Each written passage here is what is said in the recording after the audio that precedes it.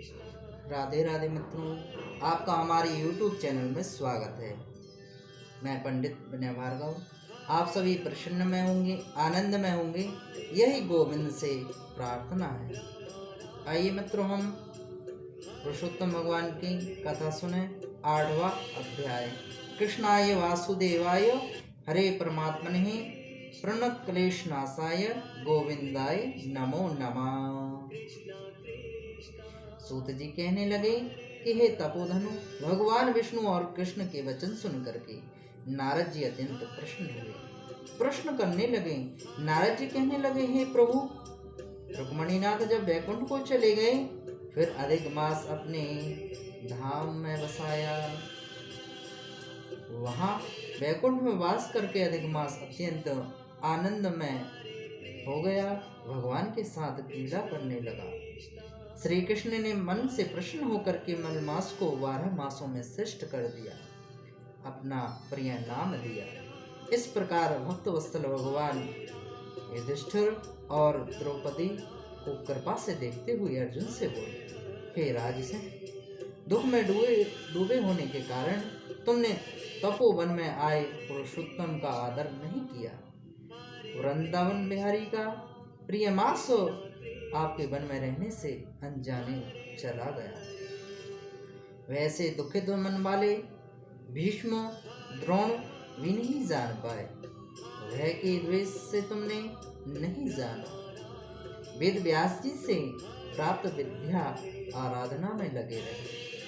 भयंकर युद्धशाली अर्जुन इंद्रप्रस्थ गए, पर उसके दुख से दुखित भाग्यवश आप लोगों ने नहीं जाना। अतः अब क्या करना चाहिए? मनुष्य को प्रारब्ध भोग अवश्य भोगना पड़ता है। मनुष्य प्रारब्ध से ही सुख दुख भय और आनंद को प्राप्त होता है। अतः सदा भाग्य पर ही भरोसा रखो। हे महाराज, अब आपके दुख का दूसरा कारण कहता हूँ। इतिहास पूर्वक इस कथा को अच्छी तरह श्रवण करो। तो श्री कृष्ण जी महाराज कहने लगे, द्रौपदी पूर्व जन्म में महाभाग्यशाली ब्राह्मण की पुत्री थी। कुछ समय व्यतीत होने पर 10 वर्ष की हो गई। अपने पिता की यह एक पुत्री थी, चतुर, गुणवान, सुंदरी, अत्यंत स्वरूपवान थी।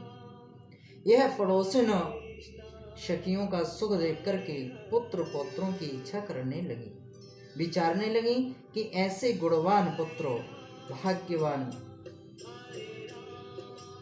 पुत्र किस तरह से मुझे उत्पन्न हो, परंतु प्रारब्ध ने तो पहले ही नाश कर दिया। क्या करूं?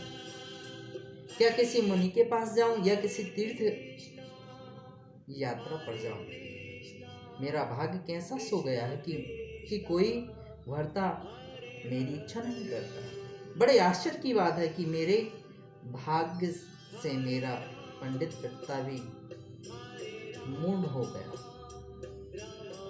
विवाह काम प्राप्त होने पर भी मेरे जैसे मेरी जोड़ी के वर को मुझे नहीं सौंपता।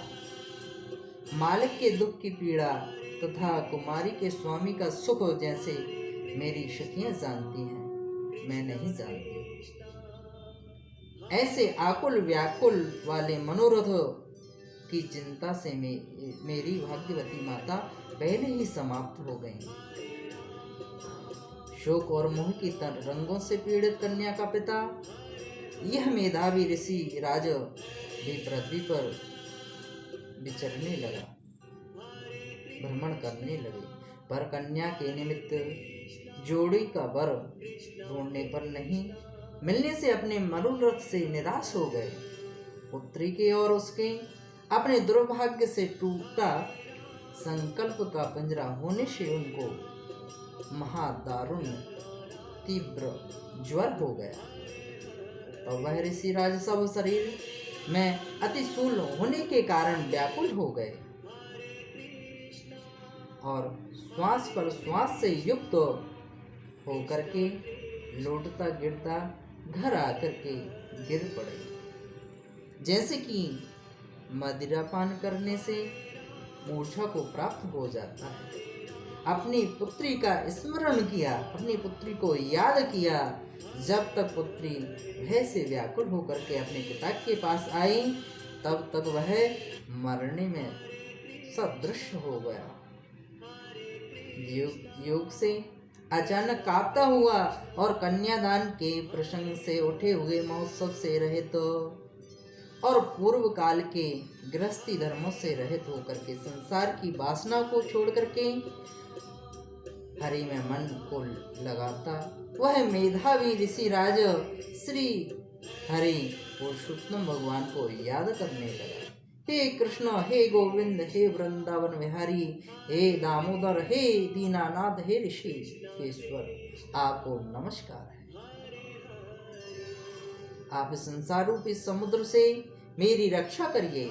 इस प्रकार के मुनि के वचन सुनकर के बहुत जल्दी भगवान के पार्षद मरे हुए मुनि के पास मुनि की जीवात्मा को लेकर के वैकुंठ धाम को चले गए। और वह पुत्री पिता का मरण सुनकर के हाय हाय कर रोती पिता की देह को गोद में लेकर के विलाप करने लगी।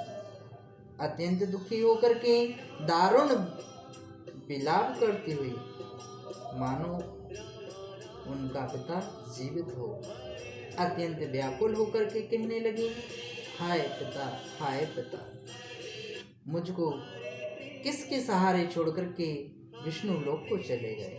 हे तातो, अब मैं बिना पिता के किस प्रकार रहूंगी। ना मेरा कोई भाई है, ना मेरा कोई कुटुंबी है, मेरी तपस्विनी माता भी नहीं है जो मेरे भोजन वस्त्रों की चिंता करती है। अब इस दशा में मैं भी मर जाऊंगी, जीने से अब क्या काम है। उसे इस प्रकार बारंबार रोते हुए विलाप करते हुए सुन करके उस वन में रहने वाले ब्राह्मण कहने लगे कि अत्यंत करुणा से भरे हुए स्वर में इस तपोवन में कौन रोता है।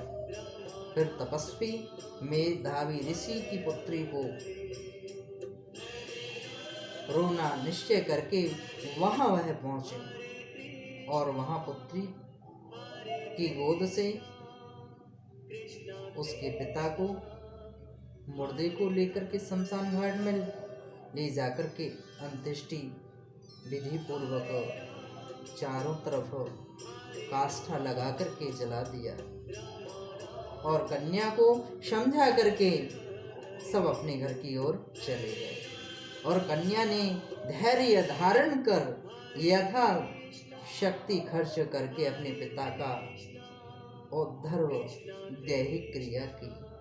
8वां अध्याय समाप्त। प्यारे मित्रों, भगवान पुरुषोत्तम की कथा आप श्रवण करते रहें, संपूर्ण कथा आपको प्राप्त होती रहेगी।